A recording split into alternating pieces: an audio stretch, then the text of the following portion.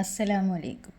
നമ്മുടെ മക്കൾക്ക് മദ്രസയിലും സ്കൂളിലും വാർഷിക പരീക്ഷ വരികയാണല്ലോ. അതിനു മുമ്പായി പരീക്ഷ എഴുതുന്ന എല്ലാ കുട്ടികൾക്കും ഉപകാരപ്പെടുന്ന അമലാണ് പറയുന്നത്. പരീക്ഷാ ഹാളിലെത്തിയാൽ പരീക്ഷാ ചോദ്യപേപ്പർ കയ്യിൽ കിട്ടിയ ശേഷമാണ് ഇത് ചെയ്യേണ്ടത്. പരീക്ഷ എഴുതുന്നതിന്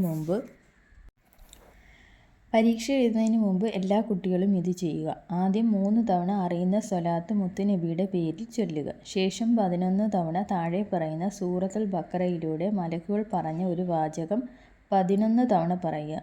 സുബ്ഹാനക ലാ ഇൽമ ലനാ ഇല്ലാ മാ അല്ലംതനാ ഇന്നക അന്ത അലീമുൽ ഹക്കീം. ശേഷം യാ ഫത്താഹു യാ അല്ലാഹ്, വിജയം നൽകുന്നവനെ എന്ന് 11 തവണ ചൊല്ലുക. അവസാനം ഈ ഖുർആനി വചനമായ വ അല്ലാഹുൽ മുസ്തആനു അലൽ മാ തസിഫൂൻ എന്ന് 7 തവണ പറയുക. അവസാനം 3 പ്രാവശ്യം ആദ്യം ചൊല്ലിയ സ്വലാത്ത് ചൊല്ലി അവസാനിപ്പിക്കുക. ഇതെല്ലാം ചൊല്ലിയ ശേഷം ചോദ്യപേപ്പർ നോക്കി ഉത്തരങ്ങൾ എഴുതാൻ ആരംഭിക്കുക.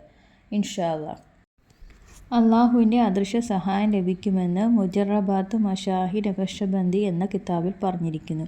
ഈ വീഡിയോ പരീക്ഷ എഴുതുന്ന എല്ലാ മക്കൾക്കും ഷെയർ ചെയ്ത് കൊടുക്കുക. ഇൻഷാ അല്ലാഹ്. അസ്സലാമു അലൈക്കും.